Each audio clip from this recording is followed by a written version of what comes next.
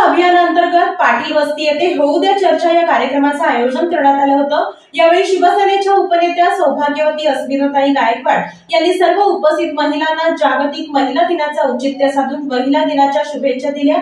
तसेच या प्रसंगी मोदी सरकारने केलेली सर्वांची फसवणूक आणि खोट्या आश्वासनांचा पाडा सुद्धा त्यांनी वाचून दाखवला। या देशामध्येच नव्हे तर जगामध्ये सच्चा आणि प्रामाणिक नेता म्हणून शिवसेना पक्षप्रमुख तथा माजी मुख्यमंत्री उद्धव साहेब ठाकरे यांचंच नाव जनमानसामध्ये घर करून बसलंय। कारण उद्धव साहेबांनी कोरोना काळामध्ये आपलं कुटुंब प्रमुख म्हणून आपली सर्वांचीच काळजी घेतली। रेकॉर्ड ब्रेक काम उद्धव साहेबांनी केल्यामुळे त्यांचं नाव जगातही प्रसिद्ध झालंय। उद्धव साहेब ठाकरे आजही शेतकरी कष्टकरी सुखी व्हावा यासाठी त्यांचे अश्रू पुसण्यासाठी सातत्याने जनसंवाद यात्रा काढून या सरकारच्या विरोधात रणशिंग फुंकत आहेत। त्यामुळे सर्वांनी उद्धव साहेब ठाकरे यांच्या पाठीशी ठामपणे उभं राहून क्रांती करून या सरकारला घरचा रस्ता दाखवूया असं स्पष्ट मत शिवसेनेच्या उपनेत्या आणि अस्मिताताई गायकवाड यांनी व्यक्त केलंय। या 5 ते 10 वर्षात मोदी सरकारनं फक्त खोटी आश्वासनं देऊन जनतेची दिशाभूल केलेली असून 500 रुपयाला मिळणारा गॅस 1200 रुपये झालाय, 40 रुपयाला मिळणारं पेट्रोल 100 रुपये झालंय। यावरूनच या सरकारनं केलेले महागाईचे दर हे गगनाला भिडलेले असून सर्वसामान्य माणसाचं या सरकारला काहीच देणं घेणं आता तरी उरलेलं नाहीये। मोदी सरकारनं जनधन योजनेतून प्रत्येक भारतीय व्यक्तीच्या खात्यात 15 लाख रुपये टाकतो असं आश्वासन दिलं होतं। यावेळी अस्मिताताई गायकवाड यांनी हे 15 लाख रुपये कुणाला मिळाले असा प्रश्नही उपस्थित केला। जर हे 15 लाख रुपये कुणाला मिळाले असतील तर माझे स्वतःचे 15 लाख रुपये त्या व्यक्तीला देते असं रोखठोक प्रतिपादन शिवसेनेच्या उपनेत्या सौभाग्यवती अस्मिताताई गायकवाड यांनी पाटील वस्ती या ठिकाणी आयोजित करण्यात आलेल्या शिवसंपर्क अभियानाअंतर्गत होऊ दे चर्चा या कार्यक्रमाप्रसंगी केलंय। जागतिक महिला दिन आणि महाशिवरात्र या दोन्ही दिनाचं महत्त्व यावेळी अस्मिताताईंनी उपस्थित महिलांना पटवून दिलं आणि त्यानंतर शिवसंपर्क अभियानाअंतर्गत होऊ दे चर्चा या कार्यक्रमाअंतर्गत मोदी सरकारने दिलेल्या खोट्या आश्वासनांचा पर्दाफाश अस्मिताताई यांनी केलाय। पुढे बोलताना अस्मिताताई म्हणाल्या की इथं उपस्थित असलेल्या सर्व महिला मला देवीच्या रूपात दिसतात। कारण प्रत्येक महिला कुणाची तरी आई, कुणाची तरी सासू, सून, मुलगी आणि बहीण आणि अशी पत्नी अशा विविध भूमिका सहजपणे पार पाडत असते, परंतु स्वतःकडे लक्ष द्यायला मात्र तिला वेळच नसतो। त्यामुळे आज या ठिकाणी उपस्थित असलेल्या सर्व महिलांनी आदर्श गृहिणी होण्यासोबतच घर सांभाळण्यासोबतच स्वतःचं आरोग्य सांभाळा, एकमेकींच्या मैत्रिणी बनून आयुष्य हसत आणि खेळत जगा असा मोलाचा संदेश महिला दिनाच्या निमित्तानं उपस्थित महिलांना अस्मिताताई गायकवाड यांनी दिला। शिवरात्री आहे आणि आज महिला दिन पण आहे, तर मी तुम्हाला दोन्हीच्या शुभेच्छा देते। आज मी आपल्याला इथं देवीचं मंदिर भेटलं आणि या देवीच्या चरणी प्रार्थना करते की तुम्हाला सगळ्यांना जे जे हवं ते मिळू दे आणि तुमची सगळी स्वप्न पूर्ण होऊ दे। आपण म्हणतो कैलास राणा शिवचंद्र मौळी फणींद्र माता मुकुटी दळाळी कारुण्य सिंधू भवदुःखहारी तुझवीने कंभवर कोणतारी। तर आज शिवरात्रीच्या या पावन दिवशी आपण सगळेजण भेटलोय आणि आज देवांचा देव महादेव यांची शिवरात्री आहे, महाशिवरात्री। त्याचबरोबर आज या देवीच्या मंदिरामध्ये आपण सगळेजण तुमच्याशी बोलणार आहे, त्यामुळे तुम्ही पण सगळ्याजणी मला देवीच्या रूपात दिसताय। मी तुम्हाला सगळ्यांना नमन करते। प्रत्येक स्त्री ही माता असते, बहीण असते, त्याचबरोबर सून असते, सासू असते, कितीतरी आपण भूमिका आपल्या बजावत असतो। एक आदर्श तुम्ही महिला म्हणून, आदर्श गृहिणी म्हणून तुम्ही सगळ्याजणी खूप छान आपलं घर सांभाळत असता, पण घर सांभाळण्याबरोबरच तुमचं आरोग्य पण सांभाळायला पाहिजे। तुमचं आज आपण प्रत्येक महिलेचं बघतो की आपल्याकडे लक्ष देणार नाही, आपण शिळं खाणार, साध्या लोकांना खायला देणार, आपल्या घरच्यांना खायला देणार, मुलांना देणार आणि मी शिळं खाणार, शिळं खायचं नाही। आणि जेवढं आपण HB तुमचं कमी असतं, HB कधी तपासलंय का कुठल्या महिलांनी? आपण इथे HB तपासणी शिबिर पण घेऊयात यापुढं। मी पुढच्या वेळेस जेव्हा येईल एखाद्या आमच्या कार्यक्रमाचं औचित्य साधून मी तुम्हाला भेटेन, त्यावेळेस आपण तुमची HB पण बघूया। तर प्रत्येक महिलेचं आरोग्य खूप महत्त्वाचं आहे आणि आपण स्वतः समजा तुम्ही जर आरोग्य संपन्न असाल तर तुमचं घर, तुमचं कुटुंब आरोग्य संपन्न होईल। त्यामुळं महिलांनी स्वतःची काळजी पहिल्यांदा स्वतः घेतली पाहिजे।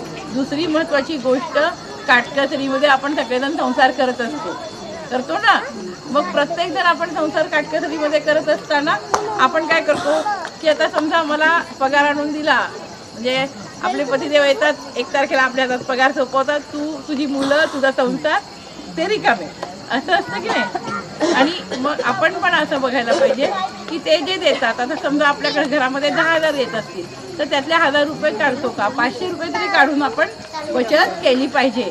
महिलांनी बचतीची सवय लावून घेतली पाहिजे. कारण बघा, कोरोनाच्या काळात सगळ्यांच्या नोकऱ्या गेल्या, किती हाल झाले. आणि मग त्यावेळेस महिलांनी डब्यात काढलेले पैसे, ठेवलेले पैसे, साठवलेले पैसे, यावर महिलांची घरं चाललेली आहेत. आणि तुमच्यासाठी, तुमच्या अर्थार्जनासाठी आता एकट्याच्या पगारावर घर भागत नाहीये. त्यामुळं पती पत्नी दोघांनी पण काम करायची गरज आहे. तर दोघांनी सुद्धा आपण पण आपल्या घरासाठी छोटं एखादा काहीतरी हातभार लावण्याची गरज आहे. आपण नुसतं घरात बसून राहण्यापेक्षा छोटा व्यवसाय केला, छोटा उद्योगधंदा केला.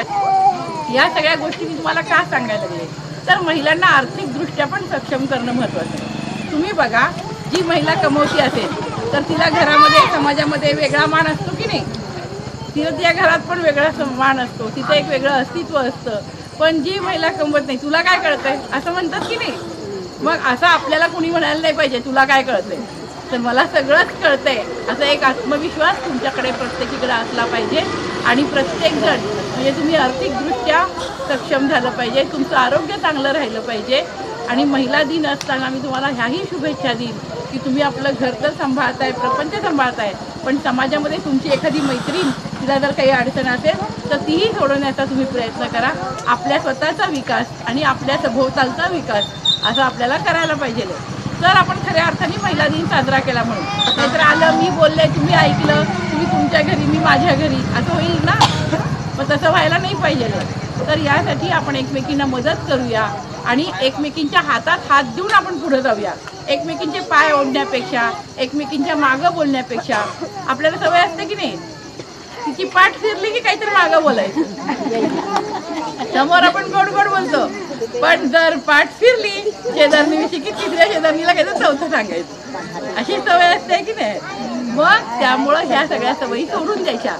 जर तुम्हाला एखादीची मैत्रिणीची गोष्ट एखादी आवडली नाही, तुमच्या शेजारणीची एखादी गोष्ट आवडली नाही, तिच्या तोंडावर सांगायचं फक्त, कधी ती एकटी असताना. आणि तिचं कौतुक कधी करायचं, असं आपण 100 जण असताना. म्हणून कुणाचं पण कौतुक करताना एखाद्या मैत्रिणीचं कौतुक करायचंय तर सगळ्यांमध्ये करा. आणि एखादं तुम्हाला आवडलं नाही तर तिच्या तोंडावर सांगा, पण मागं बोलू नका. आणि यामुळं काय होतं, महिलांची मैत्री घट्ट होते. कारण कसं असतं, मागं बोललं तर ती तिसरी पण काही शांत बसत नसते, ती तिला सांगतच असते की तुझ्याबद्दल हे असं बोलले. मग ती तुमची मैत्रीण होत नाही, काय होते, वैरीण होते. म्हणून मैत्रिणीसारखं मैत्रीण व्हायला पाहिजे स्त्रियांनी स्त्रीचं.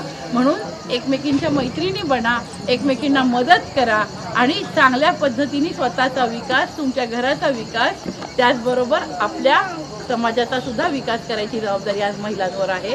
आणि आपण सगळ्या मिळून ते सगळं करूया. याच महिला दिनाच्या मी तुम्हाला शुभेच्छा देते. आज शिवसेनेचे पक्षप्रमुख सन्माननीय उद्धवजी ठाकरे साहेब जेव्हा मुख्यमंत्री होते तर त्यावेळेस ते तुम्हाला सगळ्यांना कुटुंब प्रमुख वाटत होते की नाही. प्रत्येक वेळेस लगे येऊन सांगायचे ना, कोरोनामध्ये असं करू नका, तसं करू नका, काळजी घ्या स्वतःची.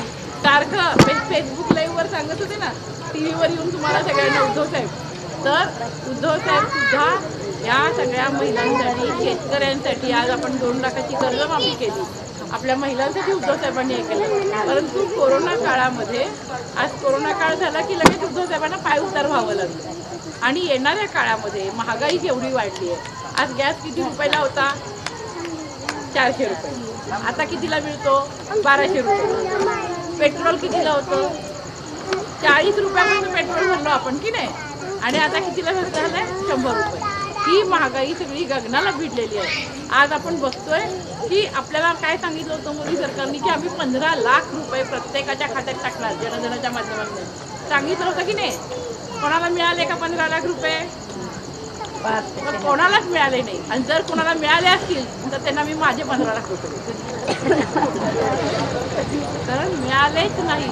ही शोकांतिका आहे. म्हणजे ज्यांच्यावर आपण विश्वास ठेवला, आपल्याला असं वाटलं की आता आले तर आपल्याला म्हटल्याप्रमाणे प्रत्येक गोष्ट वागायला पाहिजे, जसं बोलतो तशी कृती पण करायला पाहिजे. आज एखादं आश्वासन दिलं तर नुसतं आश्वासन नाही राहायला पाहिजे, ते खरं त्यांच्याप्रमाणे काम केलं पाहिजे.